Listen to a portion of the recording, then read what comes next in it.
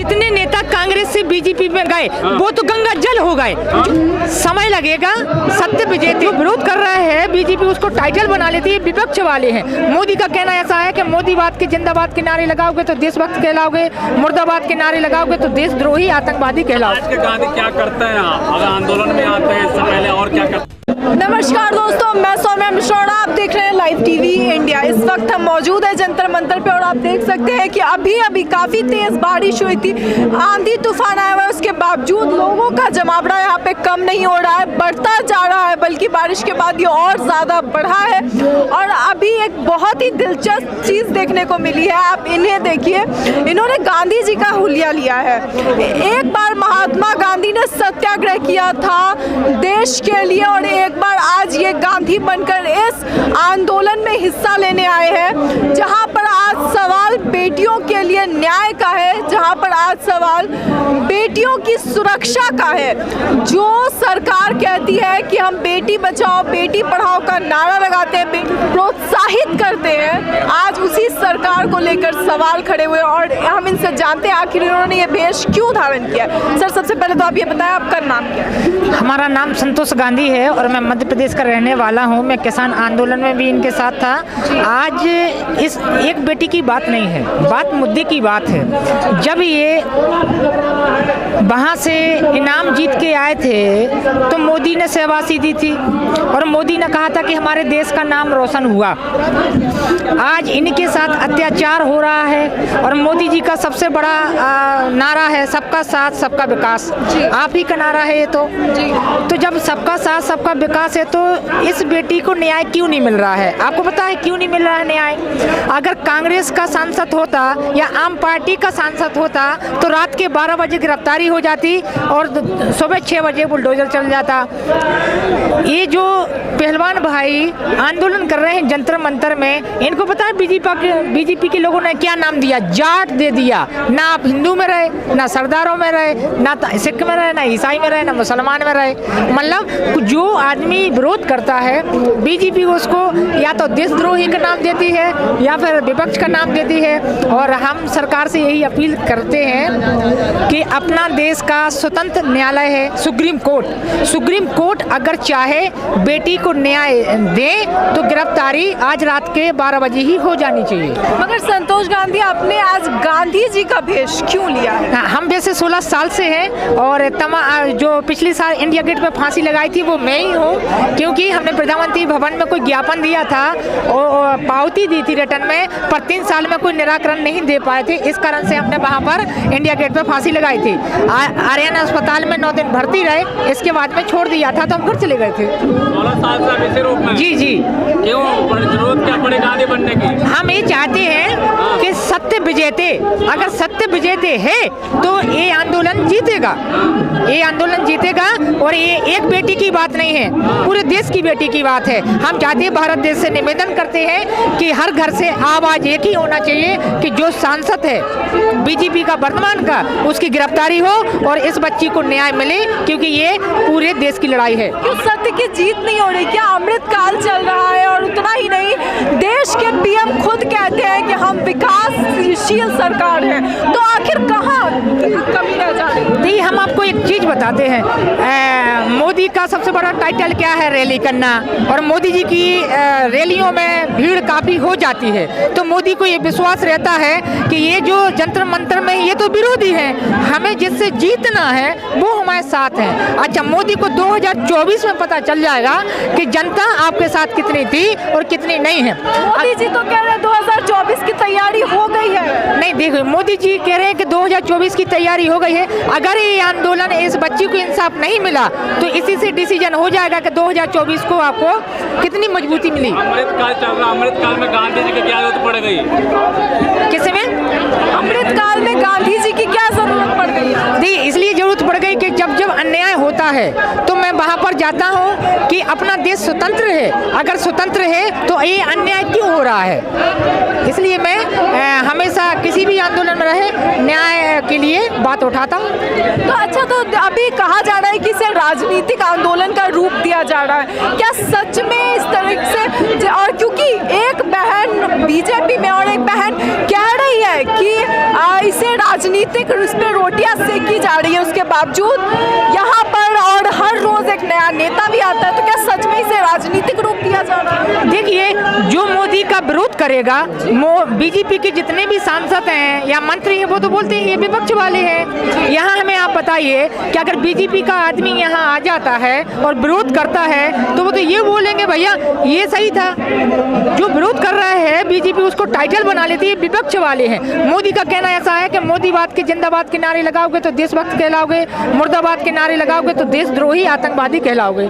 ये मोदी जी का बिल्कुल नारा है। कौन सी? मन की बात की है, 100वां एपिसोड हुआ था, उसको लेकर के इतना बड़ा प्रोग्राम किया गया है। देखिए, हम आपको एक चीज बताते हैं, देश का प्राइम मिनिस्टर है नरेंद्र मोदी जी।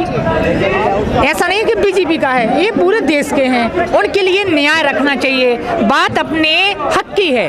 भूषण सिंह कह तो रहे हैं कि मुझे अदालत पे और जांच एजेंसी पे भरोसा है। मैं हमें आप ये बताइए, जिसकी सरकार हो, जिसकी पुलिस हो, जो संविधान है वो ही जिसके हाथ में हो, क्या न्याय मिलेगा उस बच्ची को?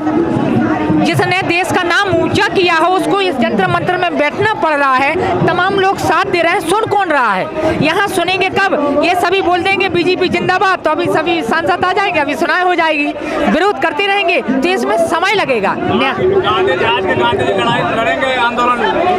देखिए, मैं कल से इनके साथ हूँ, आज भी हूँ, और आज या कल मैं घर चला जाऊंगा। इसके बाद में 15 दिन बाद फिर आऊंगा। पर मैंने इनसे कहा है समय लगेगा, सत्य विजेते, सत्य की जीत होगी। अच्छा, क्या लगता है जब यहाँ पे कल बीजेपी के नेता पहुंचे तो उनको सपोर्ट नहीं करने दिया गया, उनको भगा दिया गया और उनको लेकर अलग अलग सवाल उठाए गए? अगर कोई सपोर्ट करने आ रहा है तो यहाँ पे लोग हटा दे रहे हैं उन्हें। अच्छा, हमें आप एक चीज बताइए, आप बोलते हो कि बीजेपी का नेता कोई आया और यहाँ सपोर्ट नहीं मिला, आपको सपोर्ट की जरूरत क्या पड़ गई? आप तो बीजेपी के नेता हो, आप तो यूँ बोलते कि हम बीजेपी के नेता नहीं है। हम इस बच्ची के साथ हैं, हम अन्याय के खिलाफ हैं, तो आप बीजेपी के नेता कहलाते। आप यहाँ तक आए नहीं, आए होगे, वहाँ गाड़ी रखी होगी, वहीं के वहीं लौट गए होगे, बोलोगे भैया अरे उन लोगों ने जाने नहीं दिया।